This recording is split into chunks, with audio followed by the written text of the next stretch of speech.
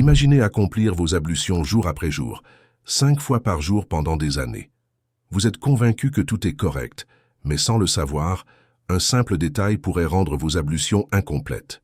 Ce qui est encore plus surprenant, c'est que cette erreur n'a pas été commise par de simples musulmans.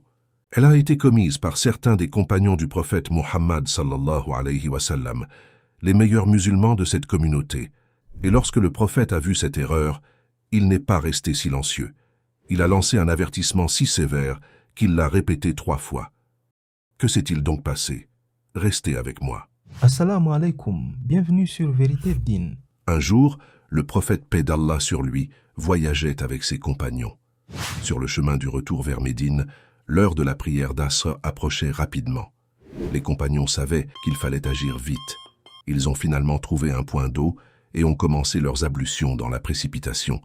Chacun se hâtait d'accomplir ses ablutions. Les mains étaient lavées, le visage était rincé, les mains passaient sur la tête, puis les pieds étaient rapidement aspergés d'eau. Tout semblait normal, jusqu'à ce que le prophète remarque un détail que personne d'autre n'avait vu. À cause de la précipitation, certains talons étaient restés secs, l'eau n'avait pas atteint toute la surface du pied. En voyant cela, le prophète sallallahu alayhi wa sallam éleva la voix afin que tout le monde l'entende et déclara « Waylun lil a'qab minan nar » pour dire « Malheur aux talons à cause du feu ». Et il répéta cet avertissement 3 fois. En fait, dans la tradition, le terme « Waylun » est un avertissement très grave. Il désigne la menace d'un châtiment dans le feu de l'enfer. Prenez un instant pour réfléchir à cette scène. Le prophète ne les a pas avertis parce qu'ils avaient abandonné la prière. Il les a avertis parce qu'ils avaient négligé une partie des ablutions, un détail que beaucoup d'entre nous auraient probablement considéré comme insignifiant. Pourtant, aux yeux d'Allah, ce détail était suffisamment important pour mériter un avertissement aussi solennel. Pourquoi? Parce qu'Allah ne nous demande pas seulement d'accomplir des actes d'adoration, il nous demande de les accomplir conformément à ce qu'il a prescrit.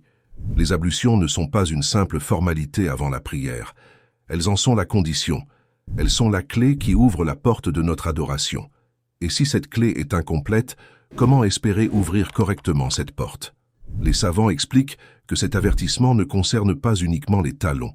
Il s'applique à toute partie du corps qui doit être lavée durant les ablutions, mais qui reste sèche.